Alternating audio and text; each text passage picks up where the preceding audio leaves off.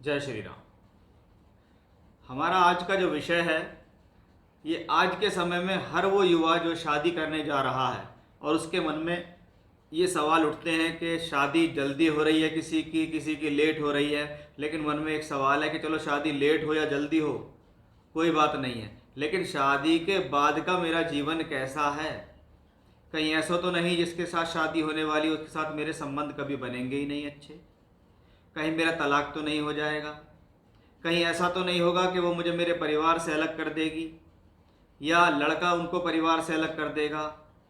कहीं ऐसा तो नहीं है दोनों के बीच में विवाद होने शुरू हो जाएंगे और वो विवाद धीरे धीरे करके बड़ा रूप ले लेंगे और एक दिन वो डाइवोर्स में हो जाएंगे। क्योंकि कभी कभी आज के समय में देखें तो लोगों के 6 महीने में भी डाइवोर्स हो रहे हैं, 2 साल में डाइवोर्स हो रहे हैं। बहुत से लोगों को तो 10-10 साल शादी होने के बाद भी डाइवोर्स हो रहे हैं। यानी हॉरोस्कोप के अंदर अगर कॉम्बिनेशन है कि ये काम होना है तो कहीं ना कहीं वो स्थितियाँ जीवन में आती जरूर है। इसलिए मैं हमेशा से किसी भी हॉरोस्कोप को देखने से पहले देशकाल पात्रता देखता हूँ कि यदि आज मैं किसी व्यक्ति के हॉरोस्कोप देख रहा हूँ और वो 1950 या 60 में पैदा हुआ है और उसकी कुंडली में तलाक के योग हैं तो शायद तलाक नहीं होते हैं।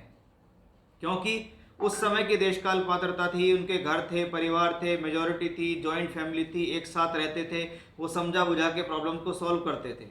अब क्या है, न्यूक्लियर फैमिली है, अलग अलग रहते हैं। मदर हैं, फादर हैं, उनका एक लड़का और एक वाइफ आ गई, घर के अंदर 4 सदस्य हैं और वो 4 सदस्य भी खुशहाल नहीं जी पा रहे।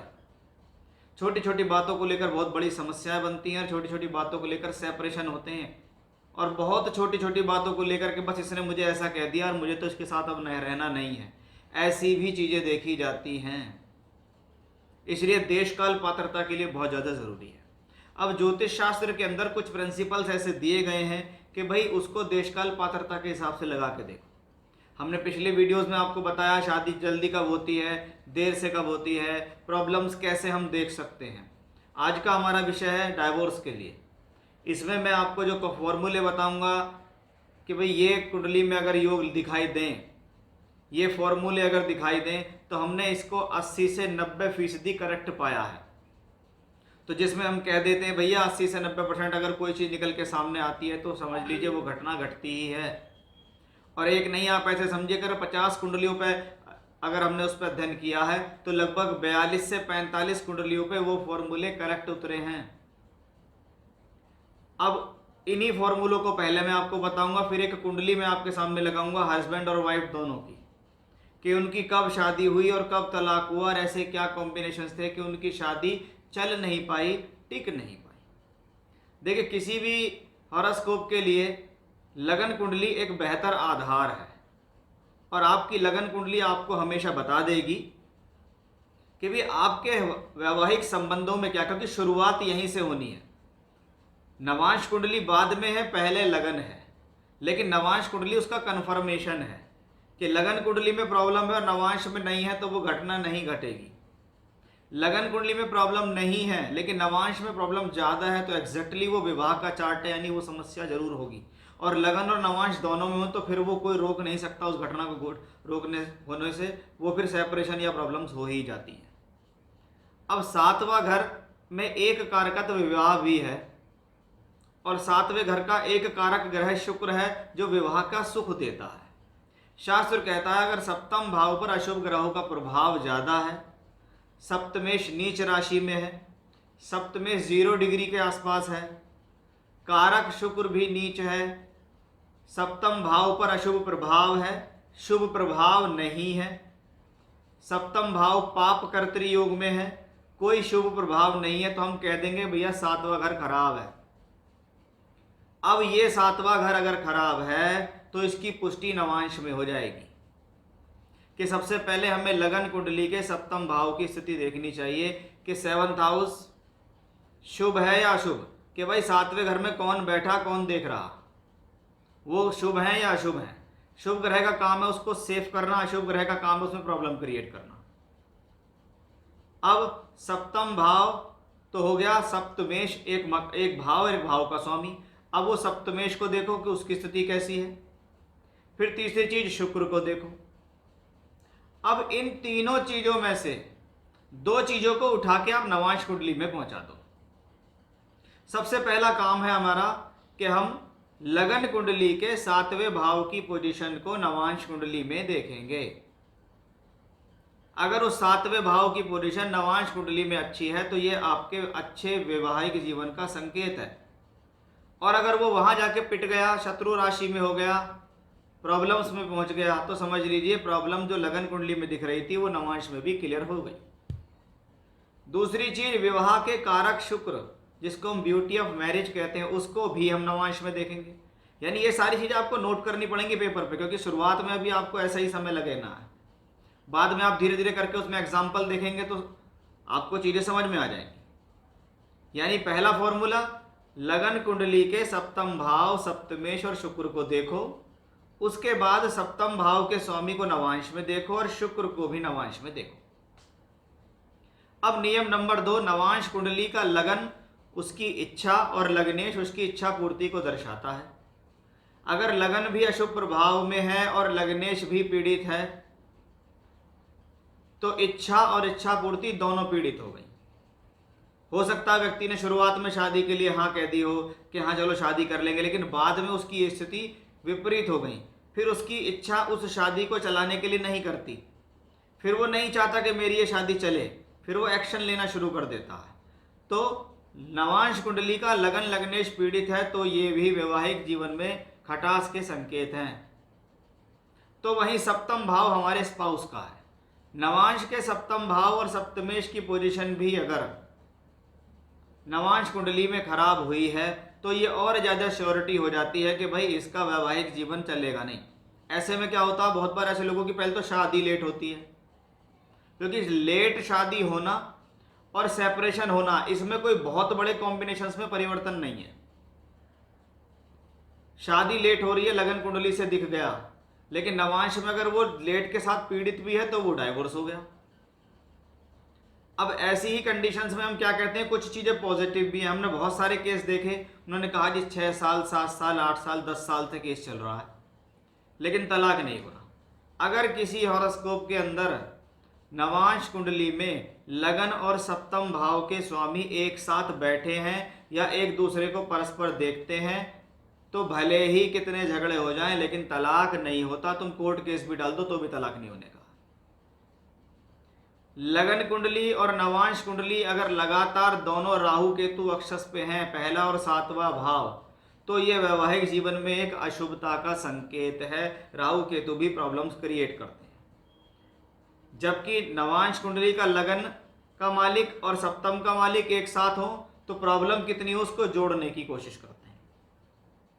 वहीं जो कमजोर प्लैनेट होते हैं वो जीवन साथी के साथ उसका जो संबंध है, उसका जो प्यार है, उसका जो रोमांस है, रिलेशनशिप है, उसको कमजोर करते हैं।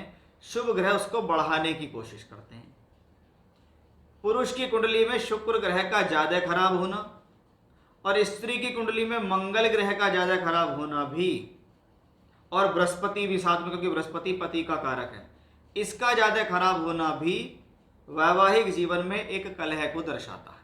और एक बहुत मुख्य चीज हमें ये हमेशा देखना है कि विवाह कौन सी दशा में हुआ है।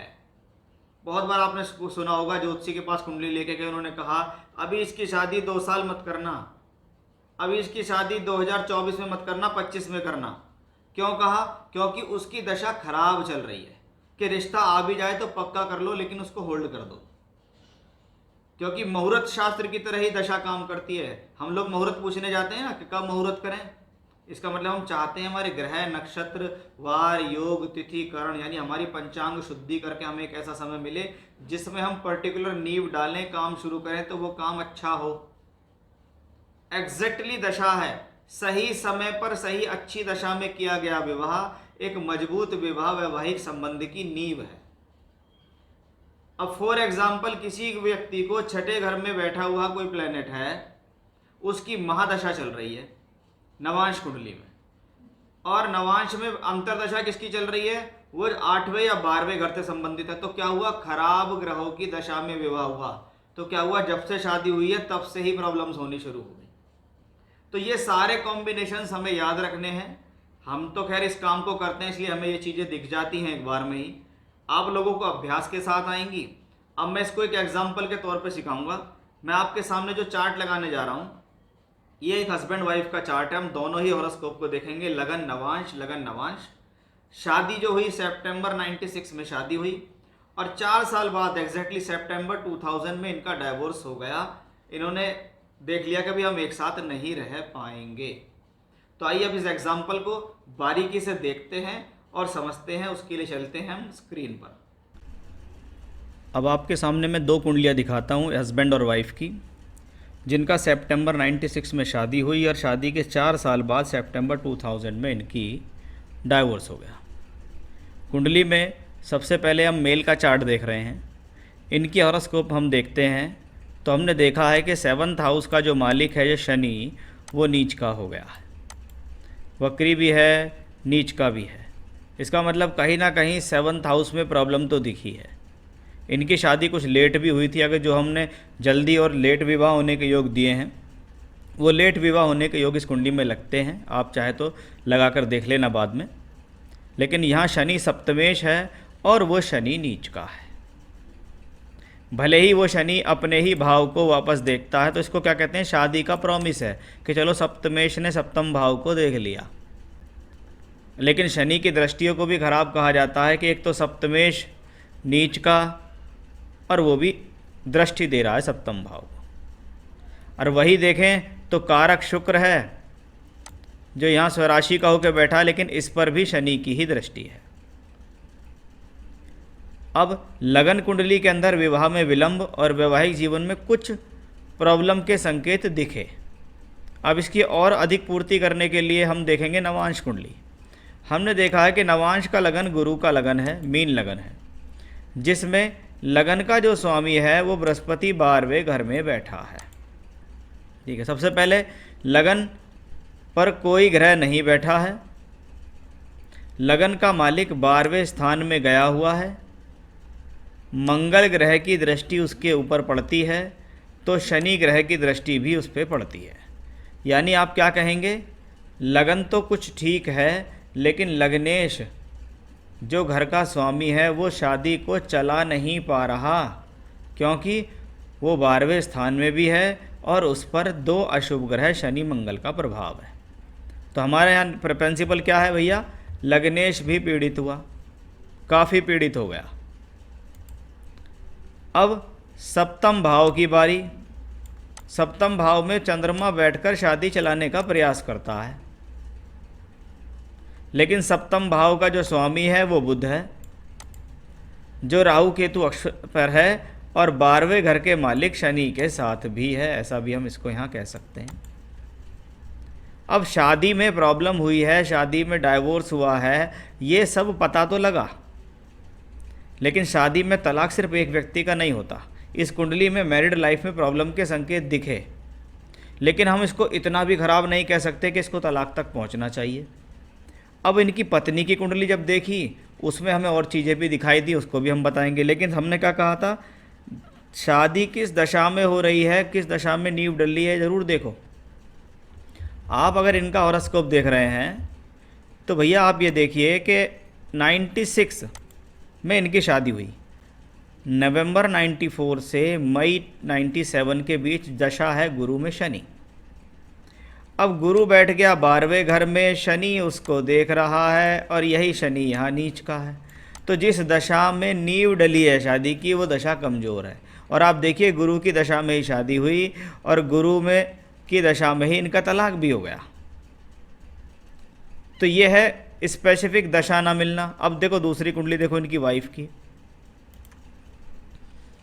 इनकी वाइफ की कुंडली क्या है, सप्तम भाव का जो स्वामी है वो बुध है, जो 6ठे घर में बैठा है, यानी अपने से 12वें घर में गया। ये एक अशुभ संकेत है। मंगल अष्टम भाव में गया है, और मंगल नीच का भी हुआ है, और शनि के साथ भी है। ये 8वां घर मांगल्य भाव भी कहलाता है। और यहाँ शुक्र ग्रह कारक है, वो सूर्य से कंप्लीट अस्त भी है। तो भैया 7वें घर में तो बुरा हाल हो गया कि सप्तम भाव भी ठीक नहीं, सप्तम भाव का स्वामी भी ठीक नहीं। अब यही सप्तम भाव का स्वामी कौन है, बुध है, जो यहाँ नवांश कुंडली में नीच का हुआ है, राहु केतु अक्ष पर गया है और शनि से दृष्ट भी हुआ है। तो इसको क्या कहेंगे भैया, सप्तम भाव के स्वामी की यहाँ भी स्थिति खराब है और सप्तम के स्वामी की स्थिति यहाँ भी खराब है। अब इत्तेफाक से देखिए, ये बुध यहाँ सप्तमेश ही हो गया है। तो क्या हुआ, मोटे मोटे तौर पे हमें बिल्कुल क्लियर चीज़ देखने को मिल गई कि भैया इस चार्ट में सप्तम के स्वामी की स्थिति यहाँ भी खराब, शुक्र यहाँ अस्त, अष्टम भाव में शनि मंगल का खराब योग, यहाँ भी सप्तमेश बुध है जो कि नीच का हुआ, राहु केतु अक्ष पर गया, शनि से दृष्ट हुआ और ये शनि यहाँ सप्तम भाव को भी देखता है। अब यही शनि देखिए लगन के स्वामी कौन है, बृहस्पति है, उनको भी देखता है। तो क्या हुआ, लगन का स्वामी भी पीड़ित हुआ, सप्तम का स्वामी भी पीड़ित हुआ, शादी इनकी भी लेट हुई महिलाओं के हिसाब से, उसके कॉम्बिनेशन हमें यहाँ भी क्लियरली दिखाई दे गए और नवांश में भी दिख गए। दोनों ही हॉरोस्कोप देखिए एक से एक बढ़कर हुई। इसलिए इनकी शादी को आप देखिए कि शादी कब हुई है, सितंबर 96। उस समय दशा क्या थी, राहु में शनि। अब राहु में शनि की दशा को देख लो, जिसको हम हमेशा कहते हैं भैया नींव कौन सी दशा में डली, दशा थी राहु में शनि। राहु यहाँ पर शुक्र की राशि में है और शुक्र यहाँ पर सप्तम भाव में सूर्य से अस्त है। वो शुक्र छठे घर का मालिक भी है। दशा थी राहु में शनि, शनि यहाँ अष्टम भाव में नीच मंगल के साथ है। यहाँ देखेंगे तो राहु यहाँ नीच के बुध के साथ बैठा है, राहु यहाँ गुरु की राशि में है, गुरु यहाँ 12वें घर में गया है, शनि की उस पर तीसरी दृष्टि पड़ रही है। तो भैया क्लियरली सारी चीज़, दोनों की दशाएं बिल्कुल एक जैसी, दोनों की हॉरोस्कोप भी लगभग समानता सी, आप नवांश देखना दोनों का लगभग एक सा सही है। और प्रॉब्लम भी हुई, ये शादी 4 वर्ष भी चल नहीं पाई, कि शादी देरी से भी हुई और शादी फिर 4 वर्ष तक चल भी नहीं पाई और समस्या होती चली गई, आप इसको ऐसे कह सकते हैं। तो ये वो एक ख़राब कॉम्बिनेशंस जिसमें आपको लगा कि भाई चार्ट आपके सामने है, आप देख के पता लगा सकते हैं कि क्या इनकी स्थिति है। अब अगर फॉर एग्ज़ाम्पल अगर आपके घर परिवार में किसी एक व्यक्ति की ऐसी कुंडली है जैसी हमने दिखाई, तो आप क्या कहेंगे जी, क्या करना चाहिए।